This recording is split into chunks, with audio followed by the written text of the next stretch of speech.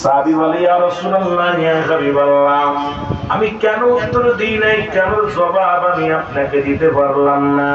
যদি দয়া করে একটু আমার বাড়িতে যাইতেন আমি তারপরে বলতাম। নবী কয় চলো।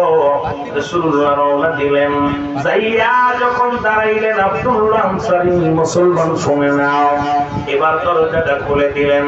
দরজাটা খোলার সঙ্গে সঙ্গে দেখতে পাইলেন ভিতরে বিশাল একটা গর্ত খোঁড়া। আল্লাহর নবী ডাক দিয়ে বলেন আনসারী রে, ঘরের মধ্যে কেন এত বড় গর্ত খোঁড়া রে আনসারী?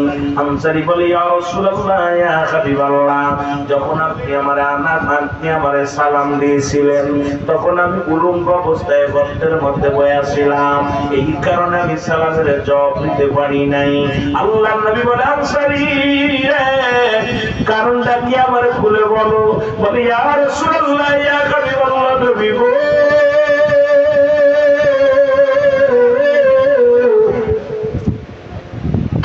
আমরা স্বামী স্ত্রী মিলে মাত্র পোশাক হলো একখানা। নবী গো যখন মসজিদে আযান করে আল্লাহু আকবার আল্লাহু আকবার আল্লাহ বড় আল্লাহ মহান, নবী গো আমি পাগলের মতো ছুটে যাই মসজিদে চলে যায়।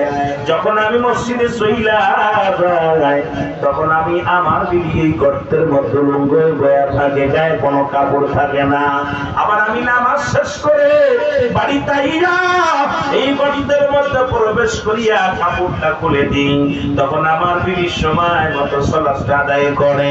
তার মধ্যে আপনি যখন বলেছিলেন নবী গো, আপনি বলেছিলেন যদি কোনো ব্যক্তি 5 ওয়াক্ত নামাজ 5 ওয়াক্ত সালাত সময় মতো আদায় করতে পারে আপনি তার হাত ধরে জান্নাতে নিবেন। ইয়া রাসূলুল্লাহ ইয়া হাবিবাল্লাহ নবী গো, এই দিনটা আমি যখন বাড়ি এসে এই কথাগুলো বলি আমার বিবি আমারে বলে স্বামী রে জীবনে আপনার কাছে কোনো কিছু চাই না, একটা মাত্র দাবি আপনি আমার একটু সুযোগ দিবেন আমিও যেন 5 ওয়াক্ত সালাত 5 ওয়াক্ত নামাজ সময় মতো আদায় করতে পারি।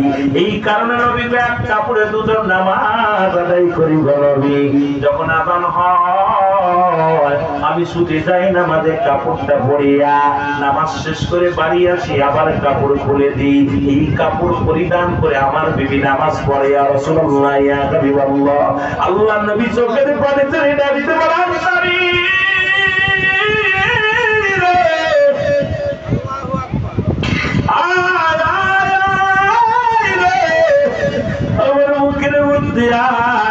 আমি নবী কথা দিলাম রে ইয়াউমাল কিয়ামতের ময়দানে তোদের স্বামী স্ত্রী দুজনকে আমি নবী হাত ধরে জান্নাতে নিয়ে যাব। জোরে জোরে চিল্লায়ে বলা যাবে না সুবহানাল্লাহ।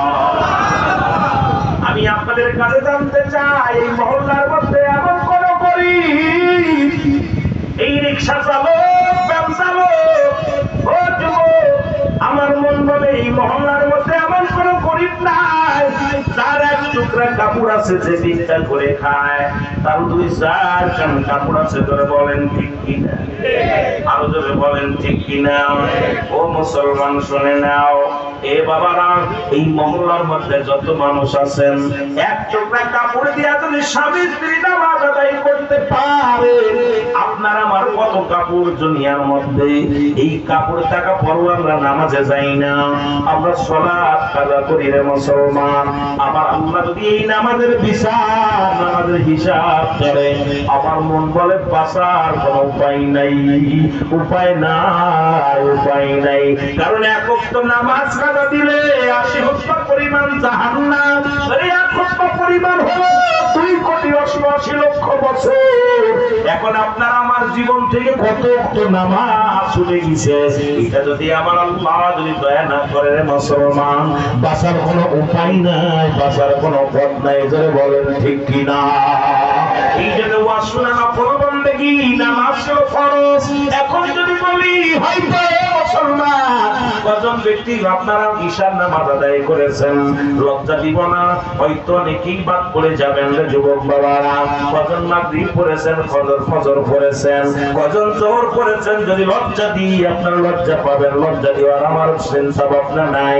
তবে নামাজ, সালাত যেহেতু আপনি কালেমা পড়েছেন লা ইলাহা ইল্লাল্লাহ মুহাম্মাদুর রাসূলুল্লাহ।